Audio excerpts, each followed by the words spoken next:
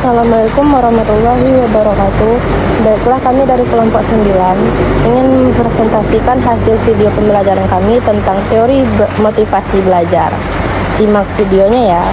Teori motivasi belajar penting dalam manajemen pembelajaran karena membantu pendidikan memahami bagaimana mendorong mahasiswa agar aktif dan berprestasi. Motivasi adalah dorongan dari dalam maupun luar diri untuk mencapai tujuan dan memenuhi kebutuhan belajar. Motivasi ibarat bahan bakar yang menggerakkan mahasiswa, namun jika terlalu kuat justru bisa menghambat proses belajar. Karena butuh waktu untuk memahami dan menerapkan teori motivasi dalam kehidupan nyata. Secara umum, motivasi adalah kekuatan yang mengarahkan perilaku yang menuju tujuan. Jika hambatan motivasi seperti rasa tidak berdaya dihilangkan, energi belajar bisa mengalir kembali. Lanjut masuk ke pembahasan. Yang pertama, pengertian motivasi. Motivasi berasal dari kata motif, yang berarti dorongan atau kekuatan dalam diri yang membuat seseorang bertindak.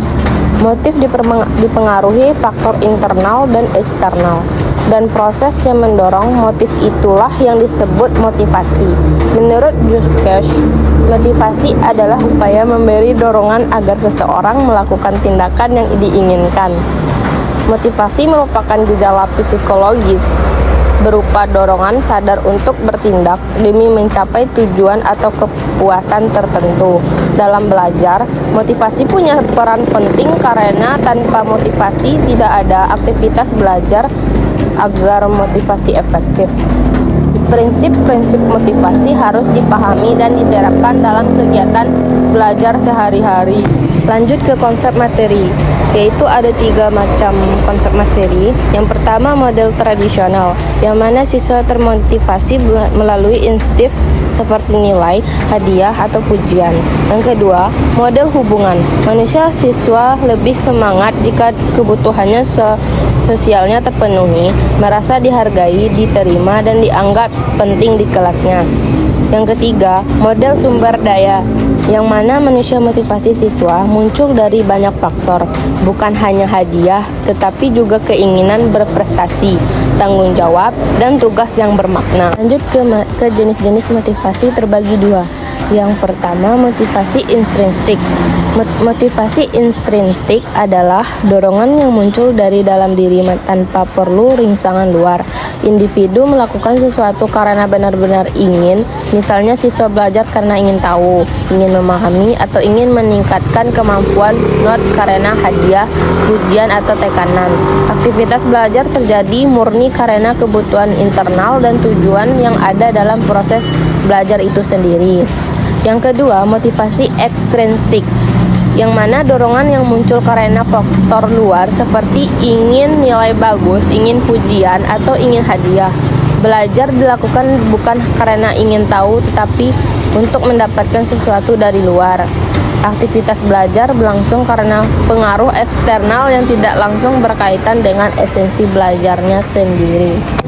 Lanjut ke teori-teori motivasi belajar, yaitu ada 7 bagian. Yang pertama, teori motivasi Abraham Maslow atau ke teori kebutuhan, yang mana Abraham Maslow mengemukakan bahwa pada dasarnya semua manusia memiliki kebutuhan pokok. Lanjut yang kedua, teori motivasi Herzberg, yaitu teori 2 faktor. Ada 2 jenis faktor yang mendorong seseorang untuk berusaha mencapai kepuasan dan menjauhkan diri dari ketidakpuasan. Contohnya, hubungan baik, kelas nyaman, aturan jelas, dan nilai atau hadiah. Lanjut yang ketiga, teori motivasi Dulles-McGregor, yang mana mengemukakan 2 pandangan manusia, yaitu teori X negatif dan teori Y positif. Lanjut yang keempat, teori dari Fromm tentang cognitive theory of motivation. Menurut Fromm, tinggi rendahnya motivasi seseorang ditentukan oleh 3 komponen, yaitu ekspektasi atau harapan, instrumentalitas, atau valensi. Yang kelima, teori motivasi assessment, Challenge atau teori kebutuhan berprestasi. Teori ini yang dikemukakan oleh Miss Challenge menyatakan bahwa ada 3 hal penting yang menjadi kebutuhan manusianya. Yang keenam, teori motivasi Clayton-Alderfer atau teori Erasmus. Teori ini sedikit berbeda dengan teori Maslow. Karena pemenuhannya bersifat fleksibel, siswa bisa naik turun kebutuhannya sesuai situasi ketika kebutuhan tingkat tinggi belum terpenuhi. Teori yang ketujuh yaitu teori penetapan tujuan yang goal setting theory. Edwin Locke mengemukakan bahwa dalam penetapan tujuan belajar bermotivasi, siswa memiliki 4 macam mekanisme motivasional, yakninya yang pertama, mengarahkan perhatian pada apa yang harus dicapai. Yang kedua, mengatur upaya agar siswa tahu seberapa besar usaha yang dibutuhkannya. Yang ketiga, meningkatkan presentasi sehingga siswa lebih tekun dan tidak mudah menyerah. Yang keempat, menunjukkan strategi dengan membantu siswa memilih cara dan rencana belajar yang tepat.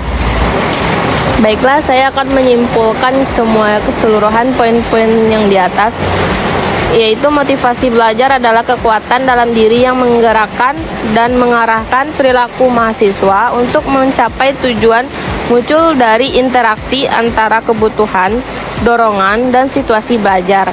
Namun proses pembelajaran, motivasi berfungsi seperti bahan bakar yang membuat mahasiswa aktif dan berprestasi. Namun motivasi yang terlalu kuat bisa menghambat efektivitas belajar karena mahasiswa butuh waktu untuk memahaminya dan menerapkan teori motivasi dalam kehidupan sehari-hari, terutama dalam konteks pendidikannya sendiri. Baiklah, hanya itu yang dapat kami sampaikan presentasi untuk saat ini. Jika ada yang ingin bertanya, silakan ajukan pertanyaan dan kritiknya tentang presentasi kami. Sekian dan terima kasih.